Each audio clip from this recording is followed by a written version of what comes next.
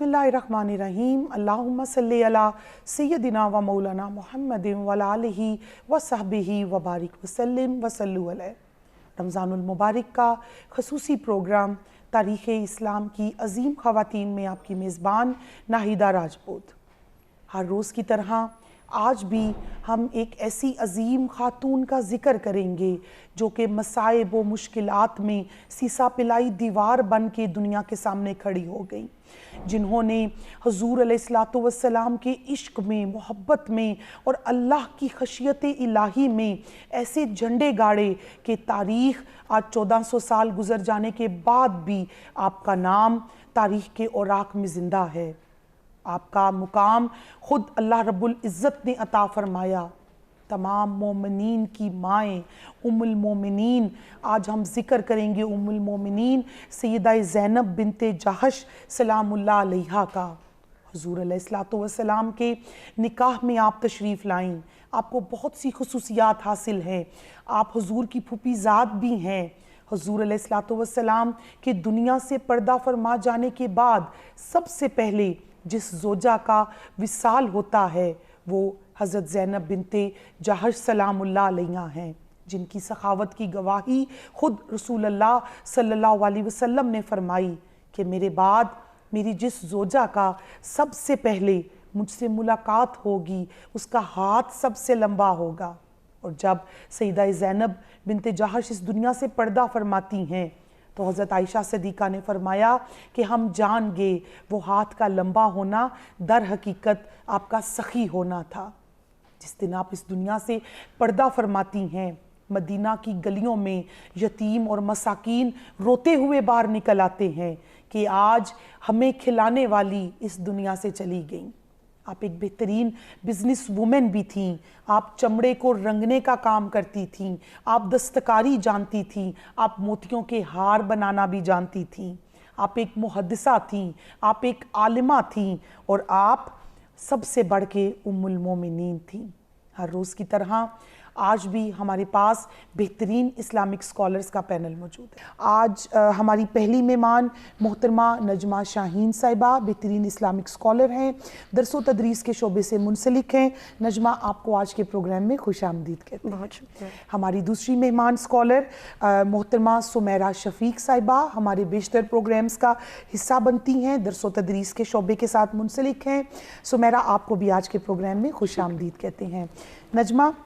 सैयदा ज़ैनब बिनते जहश, आपका हसब, आपका नसब, आप किस कबीला से थीं? आपके जो पहले शोहर थे वो भी सहाबी रसूल थे। आप हमारे नाज़रीन को सैयदा ज़ैनब बिनते जहश के बारे में, आपकी शख्सियत के बारे में अपनी बात का आगाज़ करें। जी, बिस्मिल्लाहिर्रहमानिर्रहीम। सबसे पहले तो मैं आपको मुबारकबाद पेश करती हूँ। आप इतने खूबसूरत टाइटल के साथ तारीख़ इस्लाम की अज़ीम ख़वातीन का टाइटल लेकर आप प्रोग्राम्स कर रही हैं और उम्महातुल मुमिनीन की भी बहुत बहुत मुबारकबाद। और इसी के साथ साथ आपने पूछा कि हज़रत ज़ैनब बिनते जहश की शख्सियत और उस किस कबीले से ताल्लुक़ रखती थी। हज़रत ज़ैनब बिनते जहश असद बिन खुज़ैमा कबीले से ताल्लुक़ रखती थी और ये आका सल्लल्लाहु की हकीकी फुप्पीज़ाद बहन थी। और आपकी जो वालिदा थी उनका नाम था आपकी, जी बिल्कुल, आपकी जो वालिदा थी उनका नाम था सैयदा उमैमा और वो अब्दुल मुत्तलिब की बेटी थी। जो कि अच्छा, सैयदा उमैमा हज़रत अब्दुल्ला और हज़रत अबू तालिब, इनकी माँ एक थी। जी जी बिल्कुल। और ये इनके जो वालिद का नाम था वो था जहश, तो इसलिए आपका नाम हज़रत ज़ैनब बिनते जहश करार पड़ा। ठीक है। और इसी के साथ पहला निकाह का आपने पूछा कि इनका पहला निकाह किससे हुआ। हज़रत ज़ैद बिन हारसा के, जो कि आका सल्लल्लाहु के मुँह बोले बेटे कहा जाता है उनको, कि वो आका सल्लल्लाहु के मुँह बोले बेटे हैं। और उनका निकाह कि वो एक ग़ुलाम थे और उस दौर में उस अरब के कबाइल में ये बहुत मशहूर था कि जो मुँह बोले बेटे होते हैं उन्हें असल बेटे का दर्जा दिया जाता है, उन्हें वही हकूक़ दिए जाते हैं। बिल्कुल, ये जाहलियत की रस्म थी, दौरे जाहलियत की, कि उन्हें वही मर्तबा, वही मकाम और वही सारे हकूक़ दिए जाते हैं जो असली बेटे को दिए जाते हैं। तो हज़रत ज़ैद बिन हारसा ग़ुलाम थे और जो हज़रत ज़ैनब बिनते जहश थी وہ آقا صلی اللہ علیہ وسلم کی پھپھی زاد بھی تھی اور عظیم گھرانے سے، ممتاز گھرانے سے تعلق رکھتی تھی عرب کے، جو متولی تھا خانہ کعبہ کا۔ آپ جو ڈسٹرب تھیں حضرت زید کے ساتھ؟ بالکل، تو آپ کا پہلا نکاح ان کے ساتھ ہوا اور یہ آقا صلی اللہ علیہ وسلم نے کروایا، اور اس میں بھی مساوات کو قائم کرنے کے لیے، اس رسم کو ختم کرنے کے لیے کہ ایک غلام کا آزاد کے ساتھ نکاح ہو سکتا ہے، تو آپ کو وہ شرف حاصل ہوا کہ آپ نے ایک غلام کے ساتھ، حضرت زید بن حارثہ ایک غلام تھے، ان کے ساتھ آپ کا نکاح ہوا۔ اور اس نکاح کا ایک مقصد اور بھی تھا، وہ یہ کہ آقا صلی اللہ علیہ وسلم چاہتے تھے کہ آپ زید بن حارثہ کو دین کی تعلیمات دیں، قرآن اور دین کی تعلیمات دیں۔ تو آپ کا نکاح ایک عرصہ تک چلا، اور جب آپ کا نکاح نہ چل سکا، مصالحت نہ باقی رہ سکی، نہ چاکی بڑھتی گئی، تو پھر حضرت زید نے حضرت زینب بنت جہش کو طلاق دے دی، اور وہ 1 سال کی مدت تک ان کا نکاح رہا۔ اور پھر حضور علیہ السلام کے ساتھ اسی 1 سال جب آپ کی عدت کی مدت پوری ہوئی، تو پھر آقا صلی اللہ علیہ وسلم نے حضرت زید بن حارثہ کے ہی ہاتھ پیغام بھیجا حضرت زینب بنت جہش کو، اور پھر لوگوں نے اعتراض بھی کیا کہ یہ تو آپ کے منہ بولے بیٹے تھے، کیونکہ اس ٹائم پہ یہی بات نا کہ منہ بولے بیٹے تھے، تو ان کی جو پہلے کی طلاق، پھر وہ آیت مبارکہ نازل ہوئی کہ محمد صلی اللہ علیہ وسلم تم مردوں میں سے کسی کے بالکل ایسا ہی، ما کان محمد ابا احد من رجالکم، کہ محمد صلی اللہ علیہ وسلم تم مردوں میں سے کسی کے باپ نہیں ہیں۔ اور پھر حضرت زینب سے نکاح کر کے آقا صلی اللہ علیہ وسلم نے یہ ثابت کیا کہ جو منہ بولے بیٹے ہیں، ان کا جو مقام ہے وہ منہ بولے بیٹے تک کی حد تک ہے، ان کا اصل جو بیٹے، ان کے درجے، ان کا مقام اس تک نہیں ہے، اس تک نہیں ہے۔ بالکل حجرہ مصطفیٰ کی زینت بنتی ہیں حضرت زینب بنت جہش رضی اللہ عنہما، اور آپ فخریہ انداز میں بتایا کرتی تھی کہ میرا نکاح آسمانوں پہ ہوا ہے، اور آپ جو ہیں حضور علیہ السلام کے سامنے بیٹھ کے اپنی خصوصیات بیان کرتی تھی اور حضور خوش ہوا کرتے تھے۔ سیدہ زینب کی جو مزید جو آپ کی خصوصیات ہیں ہمارے ناظرین کو سمیرہ اپنی بات کا آغاز کرتے ہوئے بتائیں۔ جی بالکل، سیدہ زینب بنت جہش سلام اللہ علیہ، ان کو یہ خاصیت حاصل ہے کہ ان کا جو پہلا نکاح ہوا اس پر بھی قرآن پاک کی آیت کریمہ نازل ہوئی، اور پھر جب آقا کریم صلی اللہ علیہ وسلم سے نکاح ہوا اس پر بھی آیت کریمہ نازل ہوئی۔ کیا بات ہے کہ جب پہلے آیت کریمہ نازل ہوئی اس ٹائم خود ان کی طرف سے بھی کچھ تھا کہ بھئی یہ غلام کے ساتھ، اور پردے والی آیات بھی آپ کے ولیمے پہ ہی جی بالکل، نازل پردے والی آیت بھی آپ کے ولیمے پر نازل ہوئی، مطلب بہت ساری آیات کریمہ جو آپ کے معاملات پر نازل ہوئی۔ اور پھر آپ نے جب اس ٹائم آپ کے بھائیوں کی طرف سے بھی اعتراض تھا کہ ہم اپنی بہن کے غلام کے ساتھ شادی کیسے کر دیں، اور ایک اعلیٰ نسب، ایک بہت بڑا ایک اعزاز تھا اس نسب کے علاوہ، تو مطلب آقا کریم صلی اللہ علیہ وسلم کا یہ نسب چل رہا تھا، تو وہ ایک عظیم گھرانہ تھا نا، تو ان کو اعتراض تھا کہ بھئی ہم اپنی بہن کی شادی ایک غلام سے کیسے کر لیں۔ تو وہیں پر اللہ رب العزت نے قرآن پاک میں آیت کریمہ نازل کر دی کہ جب اللہ اور اس کا رسول کی فیصلہ کر دے تو اس میں کسی مسلمان کو روا نہیں ہے کہ وہ کوئی اپنا فیصلہ رکھے، تو اسی پر فوراً سے انہوں نے اعتراض کیا۔ پورے خاندان کو ہی شرف کافی، آپ کی بہن ام حبیبہ کا نکاح بھی جناب حضرت عبد الرحمن بن عوف سے ہوتا ہے۔ جی بالکل، بالکل ایسا ہی ہے، پورا کا پورا خاندان ہی آقا صلی اللہ علیہ وسلم کے ساتھ ایک ان کی قربت اور ایک نسبت اور ایک دین کے لیے ان کی قربانیاں ہیں۔ اور پھر سیدہ زینب سلام اللہ علیہ، ان کا کردار آقا صلی اللہ علیہ وسلم کے ساتھ ایک وفاداری بھی تھی، اور پھر یہ اتنی جود و سخا میں بھی یہ بہت زیادہ آگے تھی، سخاوت کی تو کیا ہی بات ہے، سخاوت میں کمال درجے میں یہ آگے گئی ہوئی تھی، اور یہ ان خواتین میں سے تھی جیسے آج ہم بات کرتے ہیں نا، خواتین اپنے اون پر ورکنگ کریں اور خود اپنی سیلف پہ ورکنگ کر کے، آپ جو چمڑے کو رنگنے کا کام بھی کرتی تھی اور دستکاری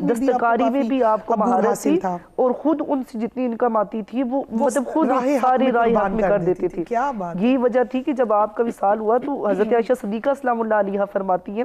کہ آپ کے وصال پر جو غریب تھے، جو یتیم تھے اور جو بیوائیں تھے، وہ ان میں کھلبلی ایک، وہ الفاظ ہوئی، کھلبلی ایک مچ گئی تھی اس میں کہ آج ان کا ایک جو سہارا تھا وہ جا رہا ہے، اور آپ کو جتنا بھی حصہ ملا کرتا تھا سالانہ جو آقا کریم صلی اللہ علیہ وسلم نے مختص کیا ہوا تھا تمام ازواج مطہرات کا، وہ بھی جتنا آتا تھا وہ اپنے پاس نہیں رکھتی تھی، وہی راہ حق میں بالکل۔ اور سخاوت ایسی ناظرین کے جس کی گواہی خود رسول اللہ صلی اللہ علیہ وسلم دیں۔ آپ جب دنیا سے پردہ فرمانے والے تھے تو آپ نے فرمایا تھا کہ میرے سے جو سب امہات المومنین میں سب سے پہلے میرے سے آ کے ملاقات کریں گی، وہ ان کا ہاتھ جو ہے وہ سب سے لمبا ہوگا۔ ان کا جو ہاتھ ہے وہ سب سے لمبا ہوگا، تو امہات المومنین کہتی ہیں کہ ہم اپنے ہاتھ ماپا کرتے تھے،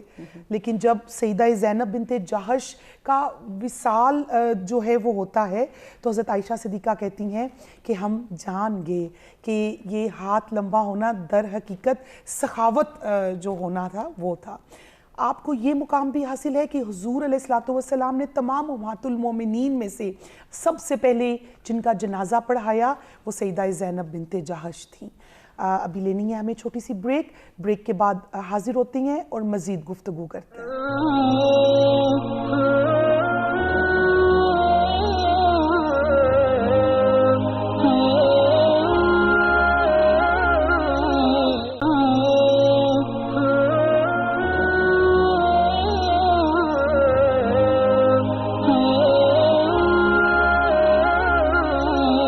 جی بریک پہ جانے سے پہلے گفتگو ہو رہی تھی ام المومنین سیدہ زینب بنت جہش سلام اللہ علیہا کی۔ آپ کو جہاں پہ اور بہت سے شرف حاصل ہیں، جہاں پہ اور مقام حاصل ہیں، اور سب سے بڑھ کے جو ایک ایسا تاج آپ کے سر پہ سجا ام المومنین کا کہ جس کا نہ کوئی ثانی ہو سکتا ہے، جس کا نہ کوئی ہم پلہ ہو سکتا ہے، لاکھوں درود و سلام ہوں آپ کی ذات پاک پر کہ جب آپ کا ولیمہ ہوتا ہے تو کئی آیات کا نزول ہوتا ہے، اور ایک حضرت انس رضی اللہ عنہما کا بھی ایک واقعہ ہے جو کہ ہم اپنی گیسٹ جو ہیں نجمہ ان سے پوچھیں گے۔ نجمہ ہمارے ناظرین کو بتائیں کہ جب حضرت انس کی جو والدہ ہیں وہ کچھ میٹھا بنا کے ایک چھوٹی سی پیالی میں بیچتی ہیں، غالباً وہ حلوہ تھا یا کھیر تھی، دو طرح کا ذکر ملتا ہے، اس کے بعد کیا ہوا ہمارے ناظرین کو بتائیں۔ جب آقا صلی اللہ علیہ وسلم کی حضرت زینب بنت جہش سے نکاح ہو گیا اور صبح ولیمے کا دن تھا، تو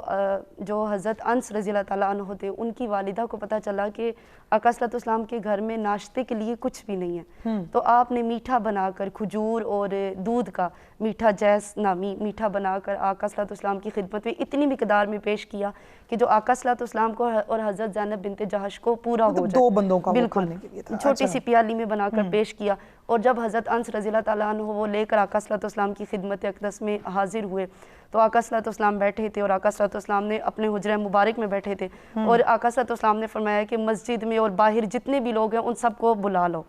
اور حضرت انس سب کو بلا لائے، اور پھر آقا صلی اللہ علیہ وسلم نے کہا کہ باقی اور راہ چلتی جتنے بھی لوگ ہیں ان کو بھی بلا لو۔ اچھا، اور روایات کے الفاظ ہیں کہ حضرت انس پریشان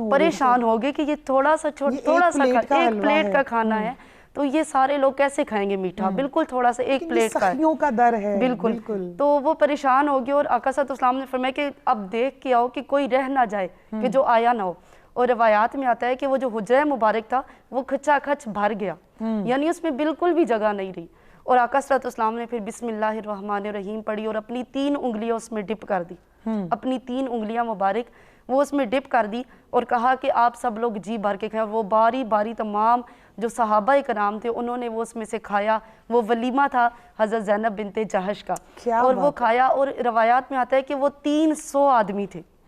جن کو وہ ایک پیالی کھانا جو آیات نازل ہوتی ہے وہ بھی ہمارے ناظرین کو بتائیں۔ اس کے بعد پھر جب کھانا کھا چکے تو کچھ صحابہ کرام وہیں پر بیٹھ کر باتوں میں لگ گئے، آپس میں باتیں کرنے لگے، اور آقا صلی اللہ علیہ وسلم بے چین ہو کر کبھی، کیونکہ وہاں پہ ازواج مطہرات بھی موجود تھی اور حضرت زینب بنت جہش جن سے آقا صلی اللہ علیہ وسلم کا نکاح ہوا وہ بھی دیوار کی طرف منہ کر کے بیٹھی ہوئی تھی وہیں اسی حجرہ مبارک میں، تو جو صحابہ کرام تھے انہوں نے کھانے کے بعد وہیں پہ باتیں شروع کر دی، اور آقا صلی اللہ علیہ وسلم بے چینی کے عالم میں، اضطراب کے عالم میں، انہیں کہہ بھی نہیں رہے، لحاظ کر رہے کہ آپ اب چلے جائیں، تو کبھی اندر جا رہے ہیں، کبھی باہر آ رہے ہیں، کبھی کسی دوسری زوجہ کے حجرہ مبارک میں جا کر بیٹھ جاتے ہیں، تو اسی دوران آیت حجاب نازل ہوئی۔ اللہ رب العزت کو گوارا نہ ہوا کہ میرا محبوب بے چین ہو، میرا محبوب اضطراب میں ہو، تو اللہ رب العزت نے آیات حجاب نازل فرمائی، اور اس میں اس کی کچھ یہ تھا کہ اے ایمان والو جب تم آقا صلی اللہ علیہ وسلم کے گھروں میں جاؤ تو اجازت کے بغیر نہ جایا کرو، اور جب تمہیں کھانے کی دعوت دی جائے اور جب کھانا پک جائے تب جایا کرو، اور جب کھانا کھا چکو تو اٹھ جایا کرو، کھانا کھا چکو ختم ہو جائے تو فوراً سے اٹھ جایا کرو، وہاں پہ باتوں کو جی میں لگا کر نہ بیٹھا کرو۔ آداب حجرات مصطفیٰ کون سکھا رہا ہے؟ اللہ کی ذات سکھا رہی ہے۔ سیدہ زینب بنت جہش جہاں پہ زہد و تقویٰ ایسا کہ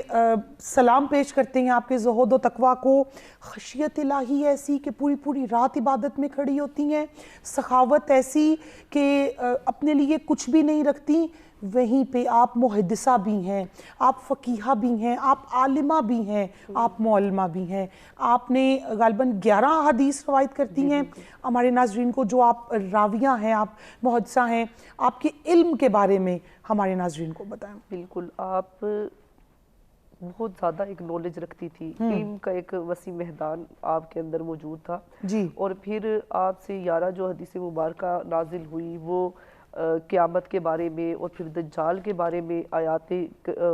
حدیث مبارکہ آپ سے روایت ہے, اور آپ نے آگے روایت وہ جو کی ہے تھی دجال کی اور قیامت کی نشانیوں کی بھی, اور یاجوج ماجوج والی یاجوج ماجوج کی, اس کے متعلق آپ نے حدیث مبارکہ اچھا, یہ سارے ترک سے اس کی جو روایت ہے وہ حضرت زینب بنت جہش پہ آ کے ملتی ہے؟ جی بالکل ایسا ہی ہے. ساری روایت مطلب جتنے بھی راوی ہیں, جتنے لوگوں سے روایت کیا, وہ اس کا مین جو سورس ہے وہ آپ سے ملتا ہے. اچھا. اور پھر آپ مطلب اتنی زیادہ, جہاں پر اگر بات کی جائے علم و حکمت کی اور ان کی نالج کی بات کی جائے,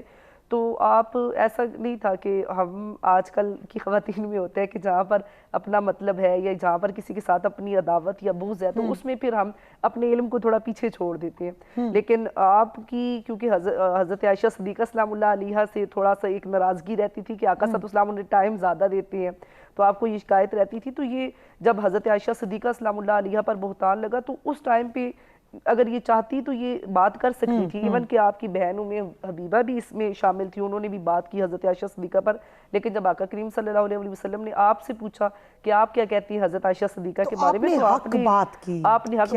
نے کہا میں نے ان میں بھلائی کے علاوہ کچھ نہیں دیکھا. مطلب اتنی زیادہ علم و حکمت ان کے پاس اتنی زیادہ تھی کہ جب حق بات حضور صلی اللہ علیہ وسلم آپ کے حجرے میں تشریف لاتے تھے تو ان کو پتا تھا کہ حضور کو شہد پسند ہے, تو آپ شہد لانے میں دیر کرتی تھی کہ زیادہ دیر حضور جو ہے وہ میرے پاس موجود رہے, میرے حجرے میں موجود رہے. ہر کوئی مشتاق ہوتا تھا نا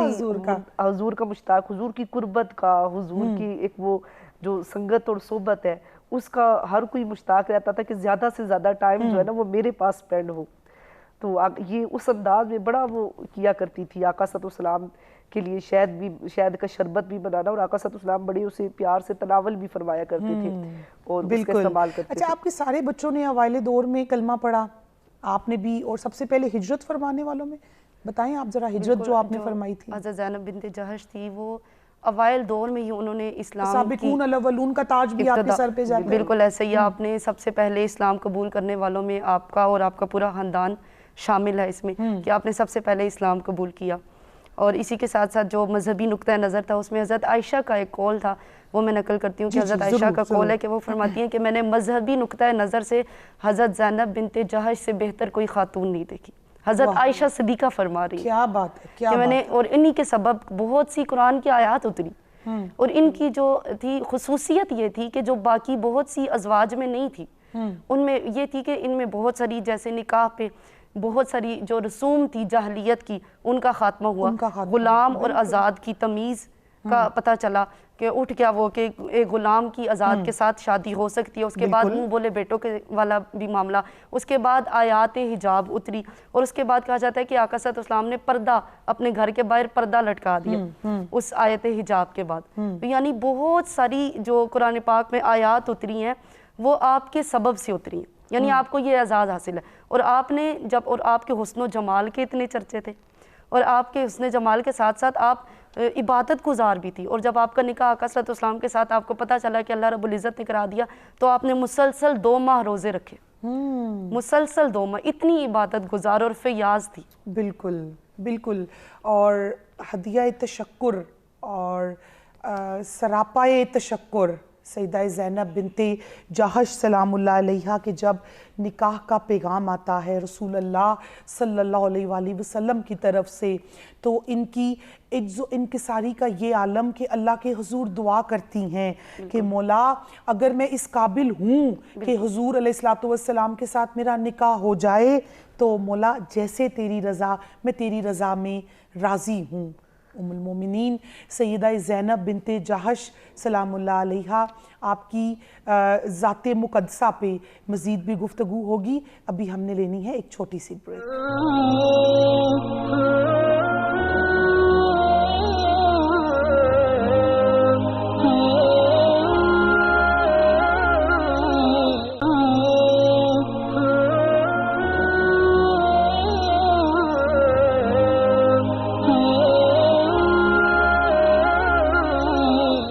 بریک پہ جانے سے پہلے بات ہو رہی تھی ام المومنین سیدہ زینب بنت جہش سلام اللہ علیہا کی.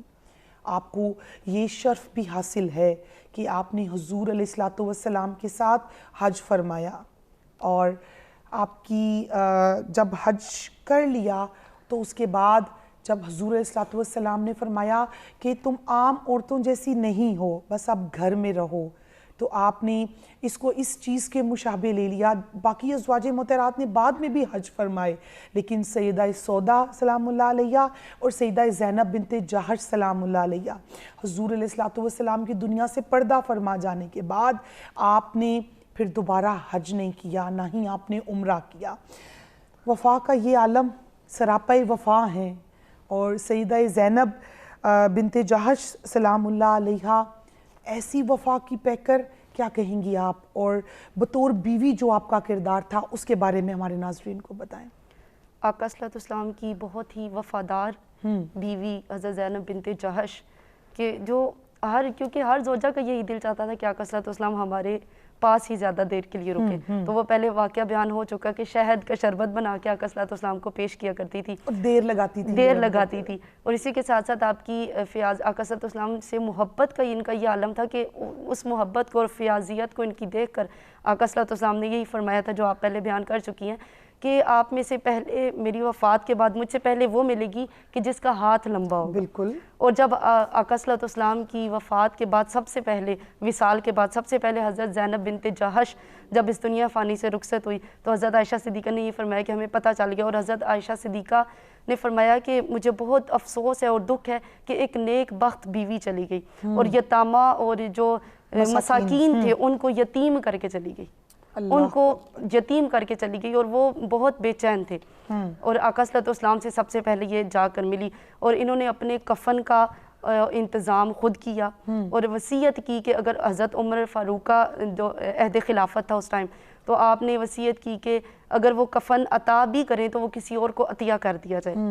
اور نماز جنازہ حضرت عمر فاروق نے پڑھائی، اور اسی کے ساتھ ساتھ پھر آپ نے اس سے پہلے حضرت عمر فاروق نے آپ کو سالانہ طور پر سالانہ نفقہ بھیجا آپ کے خرچے کے لیے، اور آپ نے وہ حضرت برا بن کو بلا کر آپ نے ان سے کہا کہ ایک صحابی کو بلا کر آپ نے کہا کہ یہ آپ تمام میرے خاندان کے جو رشتہ دار ہیں، یتیم ہیں، ان سب کو بلا کر اس میں تقسیم کر دیں. یعنی آپ کی فیاضیت اور سخی ہونے کی یہ علامت تھی کہ آپ نے کہا یہ تقسیم کر دیں. اس کے بعد آپ نے اللہ رب العزت سے دعا کی، وہ پورے سال کا خرچہ تقسیم کروا دیا، اور پھر دعا کی کہ اس کے بعد میں حضرت عمر سے کوئی بھی خرچہ یا نفقہ نہ لوں، اور اس سال کے بعد ہی آپ کی وفات ہو گئی تھی. صحیح. سیدہ زینب بنت جہش سلام اللہ علیہا، آپ کے مزید بھی بہت سے اوصاف ہیں جس میں پرہیزگاری اور خشیت الہی. آپ عبادت گزار تھی، آپ راتوں کو جاگتی تھی اور دن کو روزہ رکھتی تھی. ہمارے ناظرین کو بتائیں. بالکل ایسا ہی ہے، بہت زیادہ عبادت گار، اور اللہ تعالیٰ سے اپنے تعلق کو اتنا مضبوط کیا ہوا تھا کہ کوئی بھی معاملہ پیش آتا تو فوراً اس بات پہ چھوڑ دیتی کہ میں اللہ سے مشورہ کر لوں.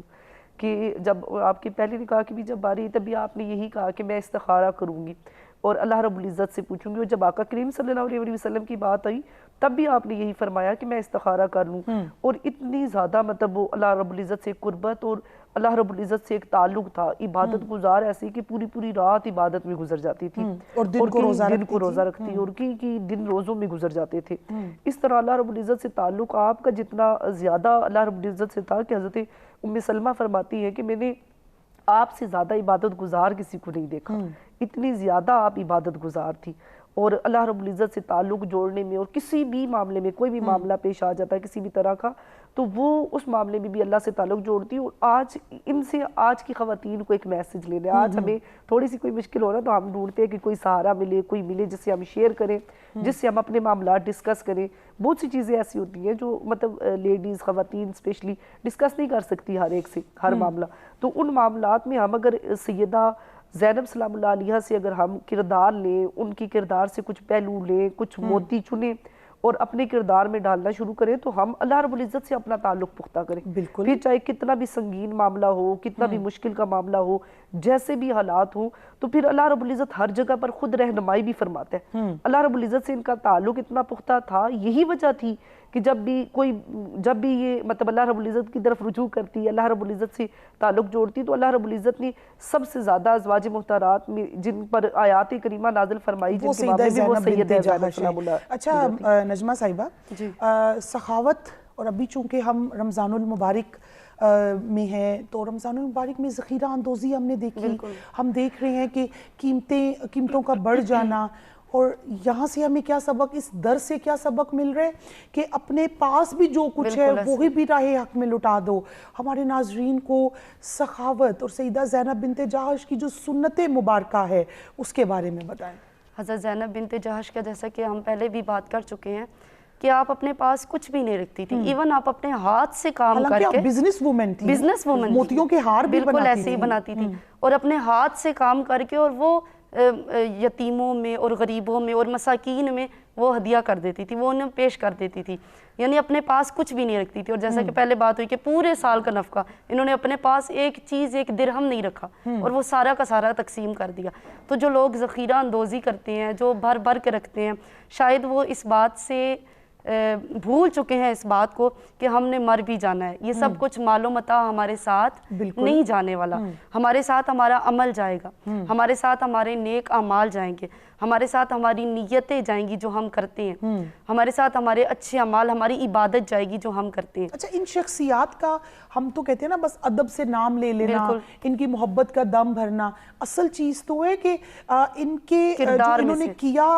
وہ ہم کر کے دکھائیں, ہم کوشش تو کریں. بالکل ایسا ہی ہے. یہی آخر میں یہی پیغام دینا چاہوں گی کہ آج کی خواتین کو کہ اپنے مال میں سے, آپ کے پاس جو مال آتا ہے, ہم یہی کہتے ہیں کہ زکوٰۃ جو ہے سال میں ایک بار ادا کر دی سو کر دی, ہم اس کے بعد بھول جاتے ہیں, لیکن آپ صدقہ و خیرات مسلسل جاری رکھیں, اس سے آپ کے رزق میں بھی برکت ہوگی, آپ کے گھر میں بھی برکت ہوگی, آپ کے مال میں بھی برکت ہوگی. رمضان ہے تو ناظرین کو بتائیں کہ کس طرح سے ایک خاتون جو ہے, ہماری